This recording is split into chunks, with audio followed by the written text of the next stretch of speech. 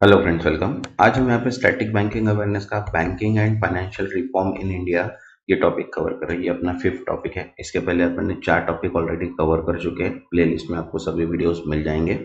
जिन्होंने अभी तक वो वीडियोस नहीं देखे हैं वो भी वीडियोस एक बार देख लीजिए ताकि आपके कोई भी क्वेश्चन छूटे ना। ठीक है, तो जिन्होंने अभी तक चैनल को सब्सक्राइब नहीं किया वो चैनल को सब्सक्राइब भी कर लो ताकि नोटिफिकेशन थ्रू सभी वीडियोज आपको मिल जाए।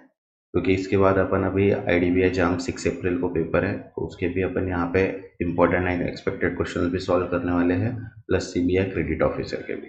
तो जिनने अभी तक चैनल सब्सक्राइब नहीं किया वो कर लो ताकि सभी questions, options and mock papers आपको मिल जाए। तो देखिए, स्टार्ट करते हैं अपन। फर्स्ट क्वेश्चन है अपने पास, what was the key feature of financial repression in early 1990। देखो, 1990 के दशक की शुरुआत में वित्तीय दमन की एक प्रमुख विशेषता क्या थी?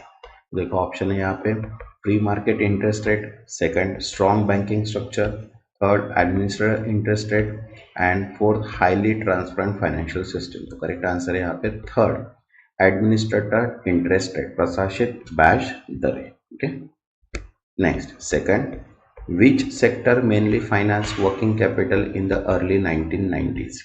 1990 के दशक की शुरुआत में कार्यशील पूंजी का मुख्य रूप से वित्त पोषण इस क्षेत्र द्वारा किया गया था। देखो, ऑप्शन है यहाँ पे, private equity firm, second venture capitalised, third bank at central bank determine rate and fourth foreign investment fund. तो करेक्ट आंसर है यहाँ पे third, bank at central bank determine rate, केंद्रीय बैंक द्वारा निर्धारित दरों पर bank. Next, third, why was the financial system inefficient in early 1990? 1990 के दशक की शुरुआत में वित्तीय प्रणाली अक्षम क्यों थी? तो देखो, ऑप्शन है यहाँ पे, outdated technology and institution structure, second excessive financial innovation, third high transparency in operation and fourth deregulated interest rate. तो करेक्ट आंसर यहाँ पे फर्स्ट है, outdated technology and institutional structure, पुरानी तकनीकें और संस्थागत संरचनाएं। Next fourth, what was the impact of excessive micro and structural regulation, अत्यधिक सूक्ष्म और संरचनात्मक विनियमों का क्या प्रभाव था? तो देखो, ऑप्शन यहाँ पे, encourage financial innovations, second increase transaction cost, third strengthen banking structure and fourth reduce government intervention. तो करेक्ट आंसर है यहाँ पे सेकंड, इंक्रीज ट्रांजैक्शन कॉस्ट, लेन देन लागत में वृद्धि हुई। Next 5, how did the government control corporate financing, सरकार ने कॉर्पोरेट वित्त पोषण को कैसे नियंत्रित किया? तो देखो, ऑप्शन है, by regulating equity issuance price, second by allowing firm to set their interest rate, third by providing subsidies to financial institution and fourth by eliminating restriction on working capital. तो करेक्ट आंसर है यहाँ पे first, by regulating equity issuance price, means equity जारी करने की कीमत को नियंत्रित करके। Okay, next 6, what was the primary reason for weak banking structure in early 90s? 1990 में के दशक की शुरुआत में कमजोर बैंकिंग संरचना का मुख्य कारण क्या था? तो देखो, ऑप्शन है यहाँ पे, first lack of risk management system, second excessive foreign investment, third high level of financial transparency and fourth deregulated lending price. तो करेक्ट आंसर है यहाँ पे first, lack of risk management system, जोखिम प्रबंधन प्रणाली की कमी। Next 7th, how did the government preempt banking resource, सरकार ने बैंकिंग संसाधनों को कैसे पहले की उपयोग किया? तो देखो, ऑप्शन है, first by financing fiscal deficit, second by privatising major bank, third by allowing free market competition and fourth by investing in global stock market. तो करेक्ट आंसर है यहाँ पे first, by financing fiscal deficit, राजकोषीय घाटे को वित्त पोषित करके। Next 8, what was one major drawback of the debt and money market in early 1990?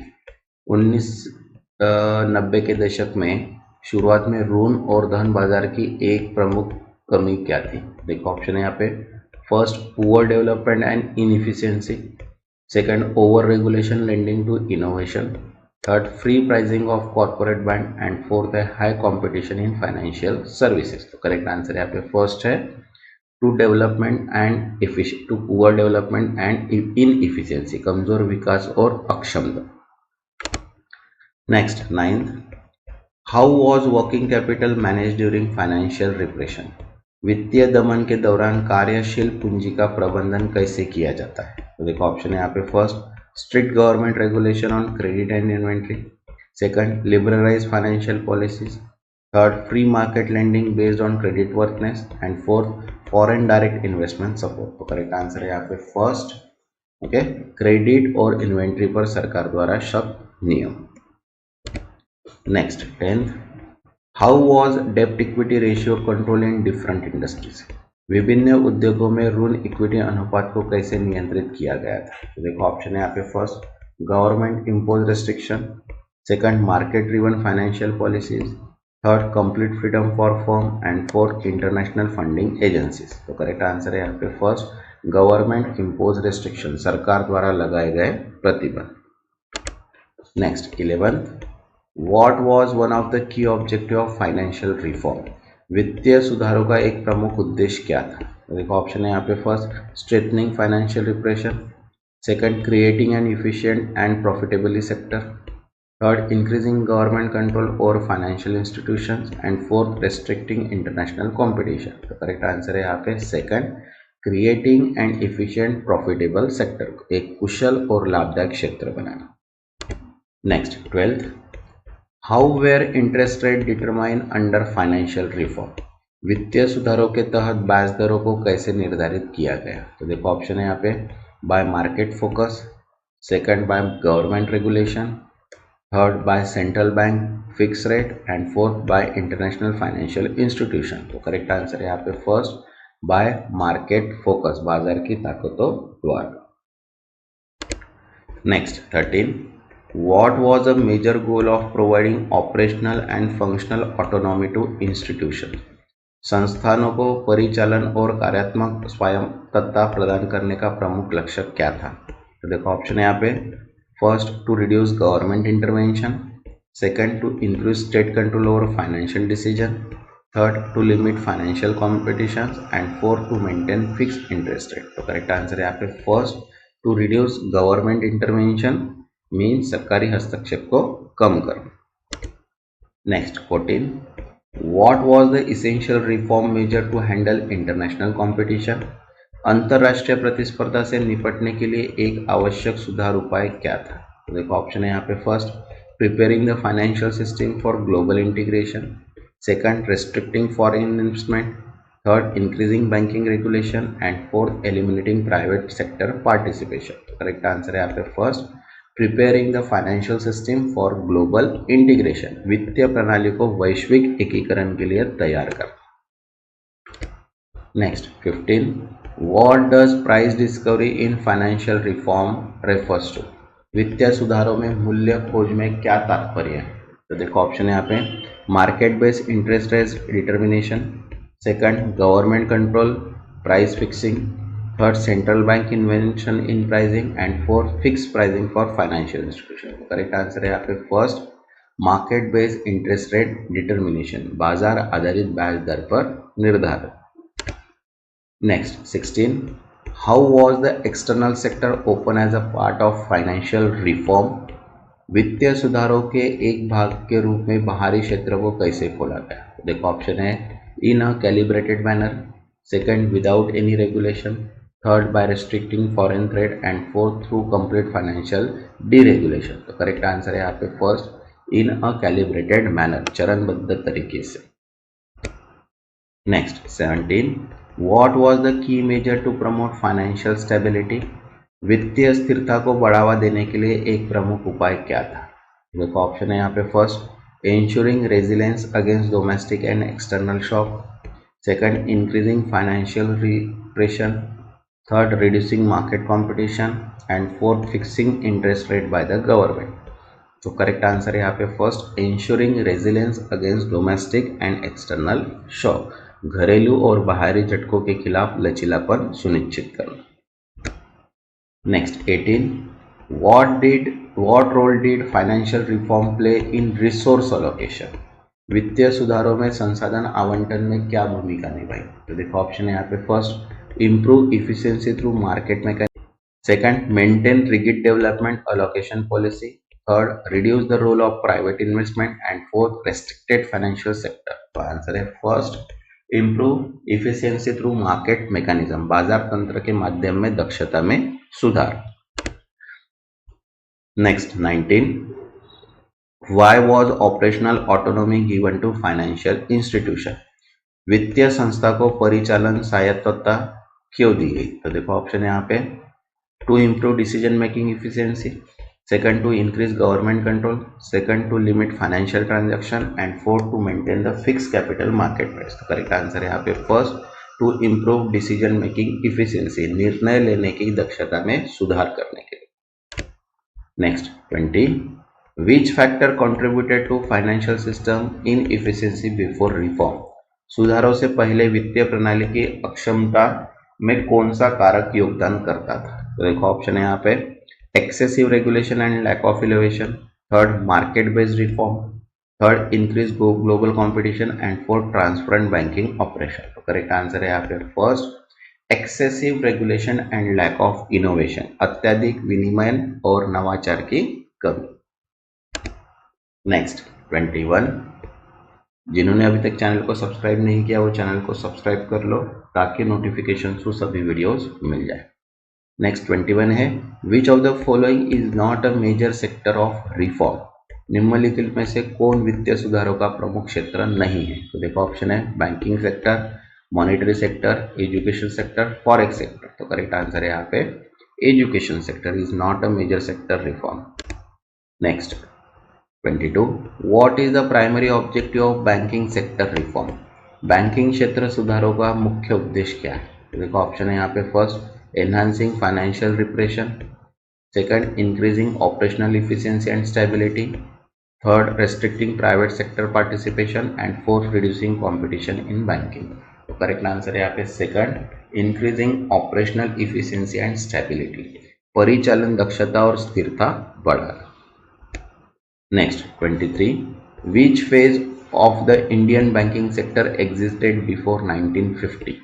1950 के पहले भारतीय बैंकिंग क्षेत्र का कौन सा चरण था? तो देखो ऑप्शन है, evolutionary phase, expansion phase, reformatory phase and consolidated phase. तो आंसर है यहाँ पे फर्स्ट इवोल्यूशनरी मींस विकासवादी चरण। Next 24, during which phase did bank nationalisation occur in India? Bharat में बैंक के राष्ट्रीयकरण की प्रक्रिया किस चरण में शुरू हुई? तो देखो ऑप्शन है, evolutionary phase, foundation phase, expansion phase and reformatory phase. तो करेक्ट आंसर है यहाँ पे third expansion phase means 1968 to 1984।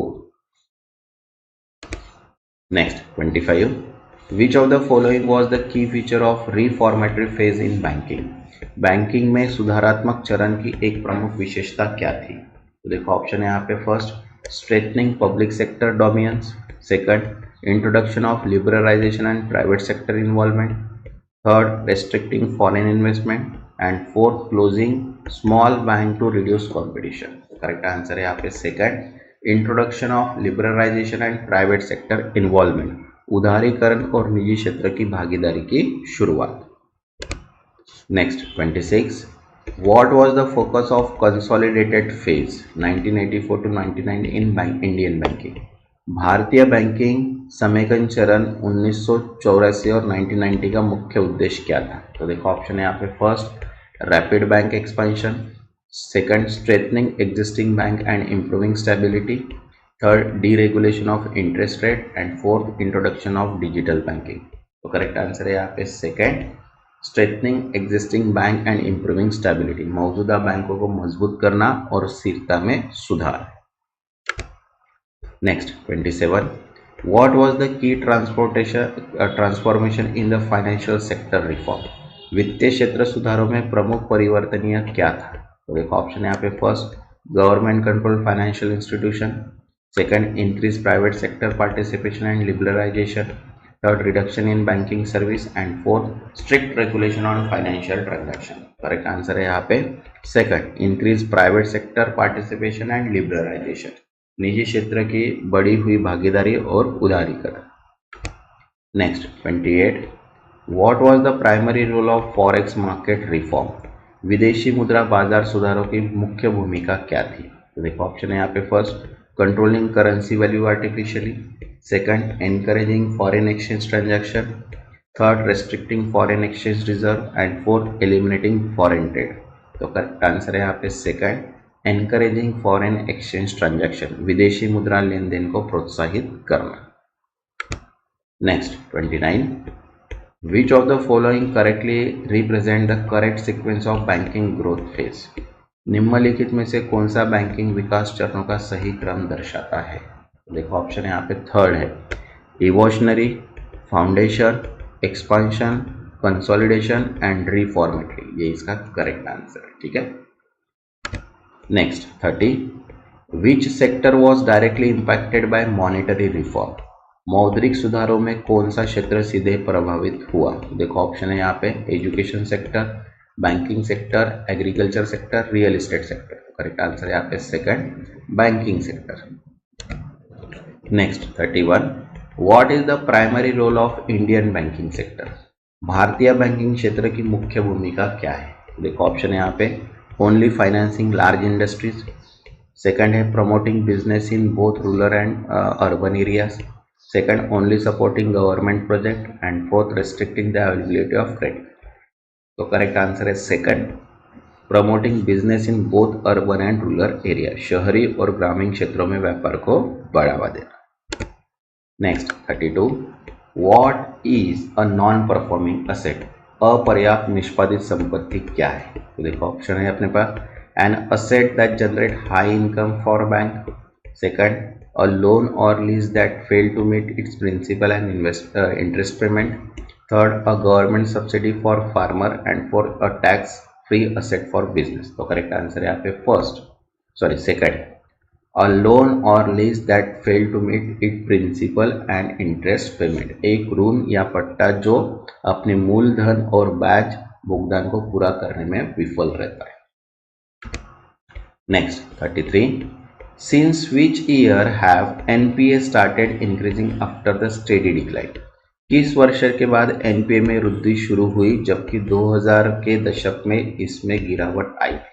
देखो ऑप्शन है 2000, 2005, 2011, 2015। आंसर है 2011। Next 34, how many days overdue must a commercial loan before being classified as a NPA? एक वाणिज्यिक ऋण को एनपीए के रूप में वर्गीकृत करने के लिए कितने दिनों तक बकाया रखना चाहिए? तो देखो ऑप्शन है यहाँ पे 30 डेज, 60 डेज, 90 डेज, 120 डेज। तो करेक्ट आंसर है यहाँ पे 90 days. Next 35, what is the maximum time period after which an unpaid agriculture loan is classified as a NPA? एक कृषि ऋण को एनपीए के रूप में वर्गीकृत करने के लिए अधिकतम समय सीमा क्या है? तो देखो ऑप्शन है यहाँ पे 1 ईयर, सेकंड है 2 harvest season but not exceeding 2 years, then 5 years, no fixed time. तो यहाँ पे करेक्ट आंसर है second, 2 harvest season but not exceeding 2 year, 2 फसल सत्र लेकिन 2 वर्षों से अधिक नहीं। Next 36, what happens to an agriculture loan if remain unpaid beyond 2 years? यदि एक कृषि ऋण को 2 वर्षों से अधिक समय तक बकाया रहता है तो ये क्या होता है? देखो ऑप्शन है, first it extended for the another year, second it is classified as a non performing asset, second the government pay the loan and fourth the bank reduce the interest rate. तो correct answer है यहाँ पे second, it is classified as a non performing asset, इसे एक अपर्याप्त निष्पादित संपत्ति के रूप में वर्गीकृत किया जाता है। Next 37, Why is healthy banking system important for a country? एक देश के लिए स्वस्थ बैंकिंग प्रणाली क्यों महत्वपूर्ण है? तो देखो ऑप्शन है, first it ensure financial stability and economic growth, second it increase tax collection for the government, second it eliminate all financial risk and fourth it allow only government bank to function. तो correct answer है यहाँ पे first, it ensure financial stability and economic growth, यह वित्तीय स्थिरता और आर्थिक विकास सुनिश्चित करता है। Next 38, what is one of the key achievement of Indian banking system in last 3 decade?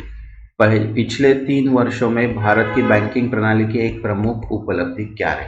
देखो ऑप्शन है यहाँ पे, first complete elimination of financial fraud, second significant growth and expansion in both urban and rural areas, second stopping all private bank from operating, and fourth government take over all bank। तो correct answer है यहाँ पे second, significant growth and expansion in both urban and rural areas, शहरी और ग्रामीण क्षेत्रों में महत्वपूर्ण वृद्धि और विस्तार।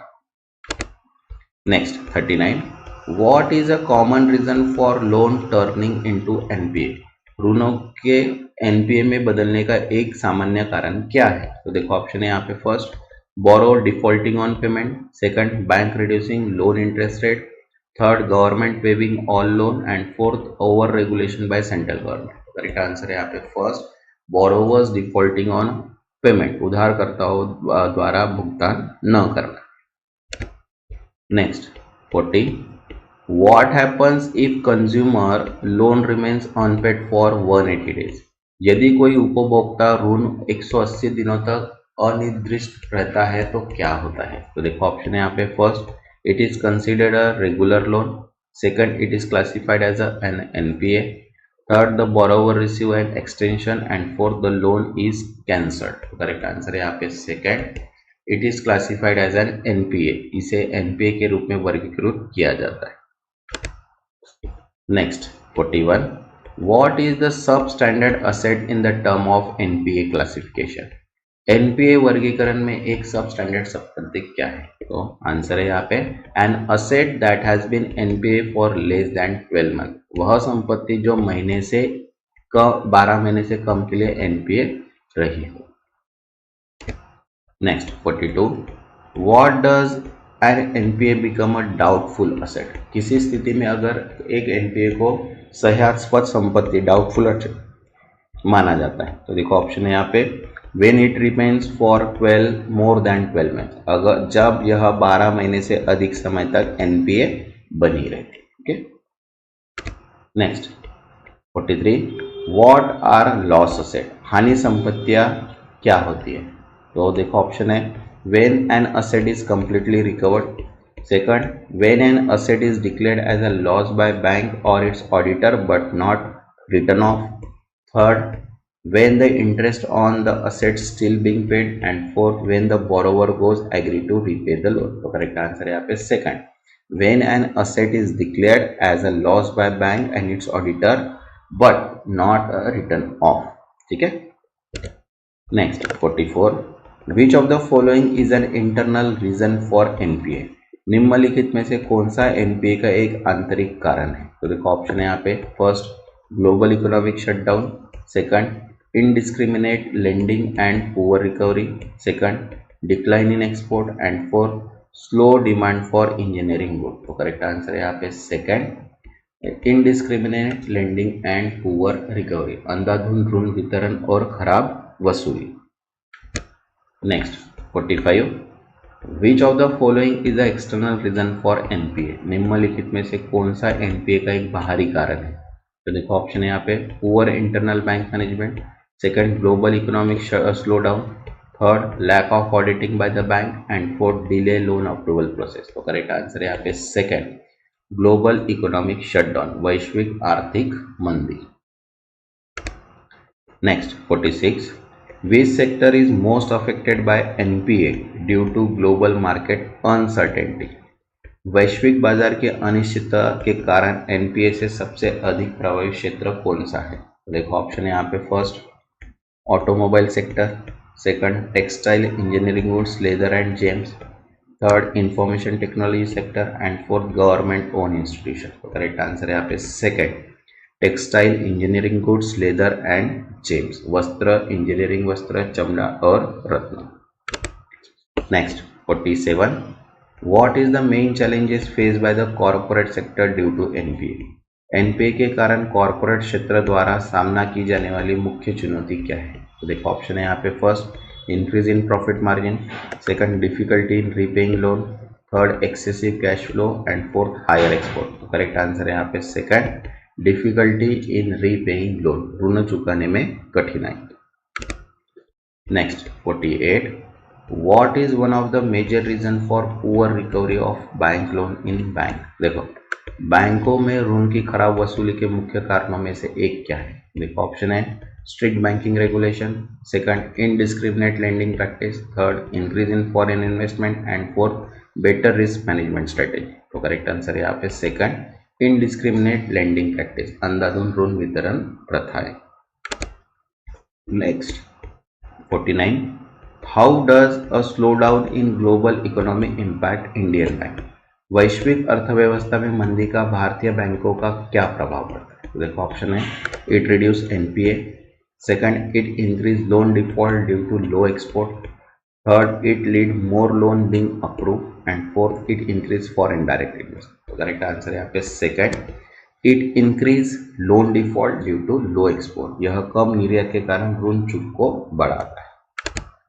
Next 50, what happens if NPA keep increasing over time? यदि समय के साथ एनपीए बढ़ते रहते हैं तो क्या होता है? तो देखो, ऑप्शन है यहाँ पे first bank become stronger financially, second bank face liquidity crisis and financial instability, third loan interest rate decrease significantly and fourth more business gate easy loan. तो करेक्ट आंसर है second bank face liquidity crisis and financial stability, बैंकों को तरलता संकट और वित्तीय अस्थिरता का सामना करना। Next 51, how does ban on mining project after the banking sector?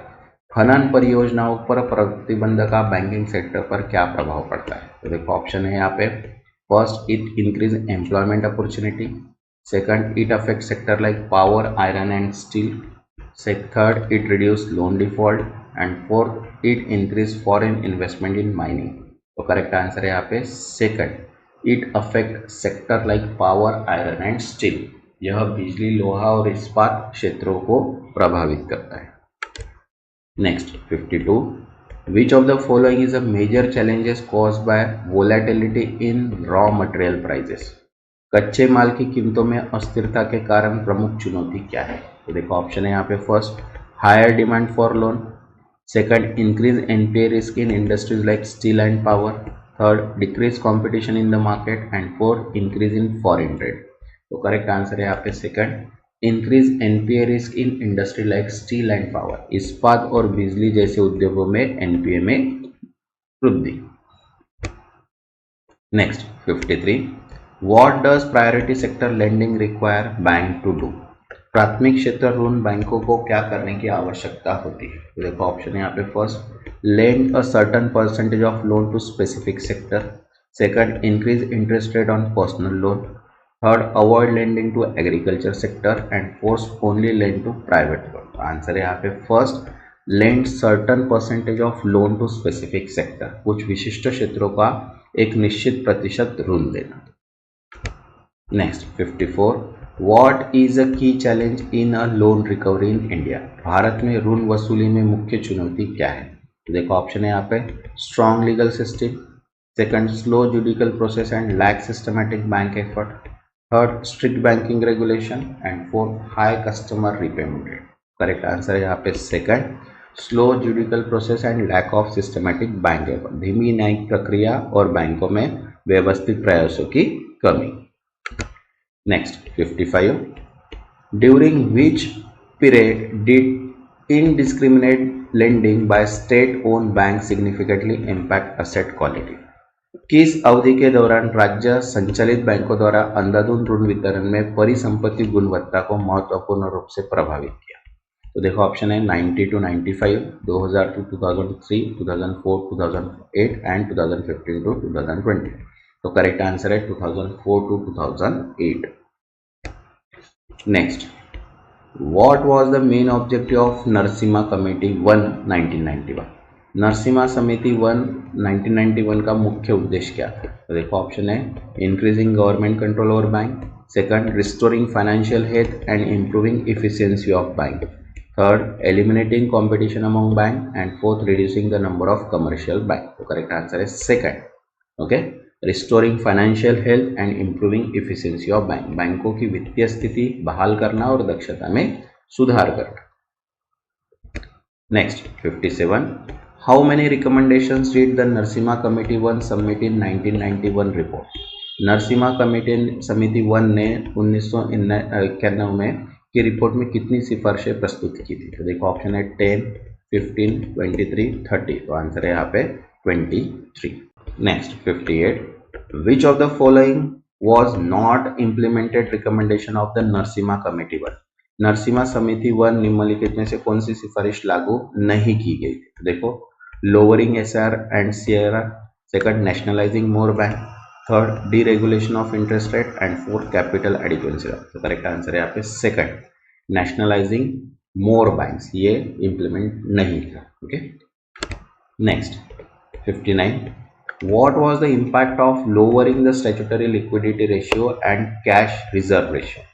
वैधानिक तरलता अनुपात और नगद आरक्षित अनुपात को कम करने का क्या प्रभाव पड़ा? तो और देखिए ऑप्शन है, bank had more fund available for lending, second bank face liquidity crisis, third bank had to increase government bond holding and fourth bank had to stick their operation. तो करेक्ट आंसर है यहाँ पे first, bank had more fund available for lending, बैंकों के पास ऋण देने के लिए अधिक धन उपलब्ध था। Next 60, what was the purpose of introducing prudential norms in banking? Banking में प्रूडेंशियल नॉर्म्स पेश करने का उद्देश्य क्या था? तो देखो ऑप्शन है यहाँ पे, first to ensure transparency and financial discipline, second to encourage more NPA, third to increase government control over banking operation, and fourth to remove competition among banks। तो करेक्ट आंसर है यहाँ पे first, to ensure transparency and financial discipline, पारदर्शिता और वित्तीय अनुशासन सुनिश्चित करना। नेक्स्ट 61, जिन्होंने अभी तक चैनल को सब्सक्राइब नहीं किया वो चैनल को सब्सक्राइब कर लो ताकि नोटिफिकेशन थ्रू और भी वीडियोस आपको डायरेक्टली मिल जाए। तो देखिए क्या है question, What was the primary focus of Narasimha Committee 2 in 1998? Narasimha समिति 2 1998 का मुख्य ध्यान किस पर था? देखो ऑप्शन है यहाँ पे, first increasing the number of public sector bank, second structural reform, transparency and disclosure standard, third nationalising all bank in India and fourth restricting private bank from operating in India. तो correct answer है यहाँ पे second, structural reform, transparency and disclosure standard, संरचना सुधार, पारदर्शिता और प्रकटीकरण मानकों में सुधार कर। Next 62, which of the following was not an implemented recommendation of the Narasimha committee 2? Narasimha committee समिति 2 को निम्नलिखित में से कौन सी सिफारिश लागू नहीं की गई? देखो ऑप्शन है यहाँ पे, first risk management, second universal banking, third restriction on private banking sector and fourth increase in FDI limit. तो करेक्ट आंसर है third, restriction on private banking sector, निजी बैंकिंग क्षेत्र में पर प्रतिबंध। Next 63, what is mean by universal banking as recommended by Narasimha committee 2? Narasimha committee समिति 2 द्वारा अनुशंसित यूनिवर्सल बैंकिंग का क्या अर्थ है? तो आंसर है यहाँ पे देखो, फर्स्ट ही है, bank offering multiple financial services beyond traditional banking, bank पारंपरिक बैंकिंग पर कई वित्तीय सेवाएं प्रदान करता है। Okay, next 64, how did the 1998 banking reform impact risk management in bank? 1998 में बैंकिंग सुधारों में बैंकों को जोखिम प्रबंधन कैसे प्रभावित किया? तो आंसर है first, bank were required to adopt better risk assessment practice, बैंकों को बेहतर जोखिम आकलन प्रथाएं अपनाने की आवश्यकता थी। Next 65, What was the significance of increasing the FDI limit in banking? Banking में FDI सीमा बढ़ाने का क्या महत्व था?